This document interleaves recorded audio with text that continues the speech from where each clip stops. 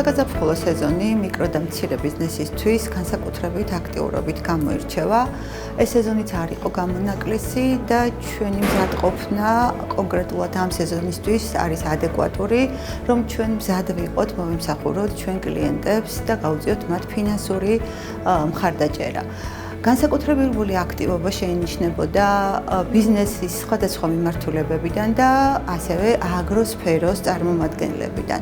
ჩვენი მომხმარებლების დაინტერესება არის არა მარტო სასესხო პროდუქტები, რომელსაც ჩვეულებრივად ვაფინანსებთ და მხარდაჭერას უწევთ, ასევე სახელმწიფო პროგრამების მიმართ. ეს არის სოფლის განვითარების სააგენტო და აწარმოი საქართველო, რომლებიც ყოველწლიურად ცვლიან და ამატებენ რაღაც ახალ მიმართულებებს და ჩვენ შეგვიძლია თამამად ვთქვათ, რომ Liberty ბანკის მიკრო და მცირე ბიზნესის წილი, პორტფელის წილი სახელმწიფოს მიერ დაფინანსებულ და სუბსიდირებულ პროექტებში არის ერთ-ერთი ყველაზე მაღალი. ხაზი უნდა გაუსვათ იმას, რომ მასშტაბებით არ იზღუდება ბიზნეს დაკრედიტება პირიქით. მიკრო დაკრედიტებას ერთ-ერთი ყველაზე დიდი წილი უჭირავს ბიზნეს მიმართულების სასესხო პორტფელში. და დღეს ჩვენ საბანკო სფეროში ვართ მესამე მოთამაშე ისეთი მსხვილი კონკურენტების გვერდით, რომლებიც ძალიან ბევრი წელია ოპერირებენ ამ ბაზარზე. ხალხანს განხორციელდა ტრანზაქცია Liberty ბანკსა და ბაზის ბანკს შორის. უნდა აღვნიშნოთ, რომ ეს იყო ძალიან მნიშვნელოვანი ერთის მხრივ საბანკო სექტორისთვის და მეორეს მხრივ ჩვენი მომხმარებლებისთვის.